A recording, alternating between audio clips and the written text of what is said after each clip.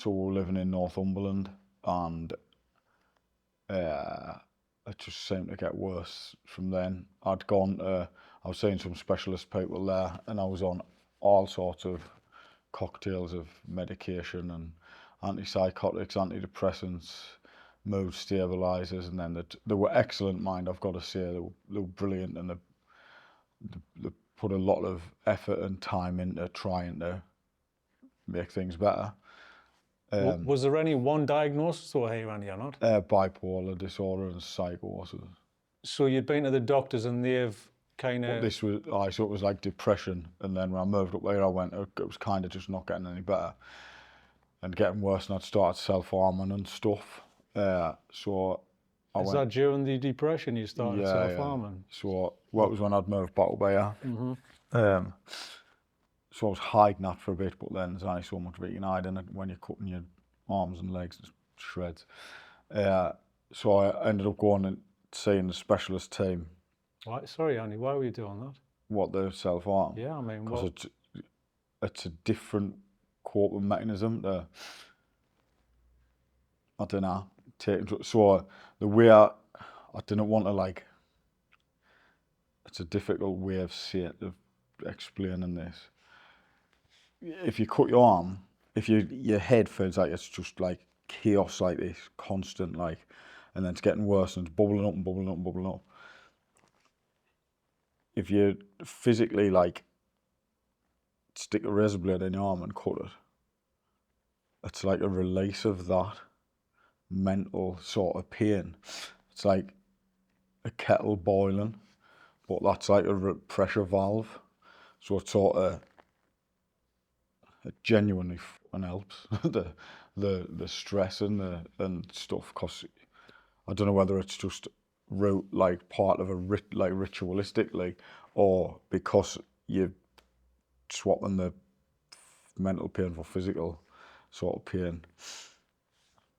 so But it's like a sort of a quick hit release, which I honestly think is possibly part of why I like the cold water therapy. you put yourself through Because a you lot just of put that, hardship. but it's swapping the mental for the physical, and then you're changing the environment that you're in to put yourself into an environment that your body has to deal with, stopping whatever's going on in your head.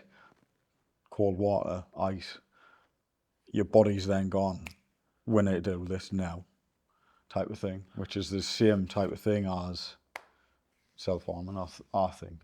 I've never thought about that, Andy. I think it's quite interesting that you've said that, because you've got experience in both. And obviously it's finding another solution to cutting yourself, and you found a solution to cold water therapy, working out, doing other various things. The working out thing, there's a lot of people who sort of have been drug addicts or alcoholics or gambling addicts or whatever, then find working out. You'll find a lot of them in long distance, endurance sort of sport. And I think that is because long distance and endurance sport, lots of people will disagree with this, is quite simply put a socially acceptable way of self-harming. And it's a socially acceptable addiction. And if I look at some of the people I train with, I look at some of the people I know, and I hear them talking, and the way they're relentlessly attacking the next goal, or they have to do this, or they have to do, and I just think, just if you're sticking powder up your nose, or you're putting your body through that, really, it's the same mindset. But if you're swapping one addiction for another, and that one's healthy, I mean, how healthy is it in the long term? This is coming from me who's done ultra marathons and iron distance triathlons and whatever.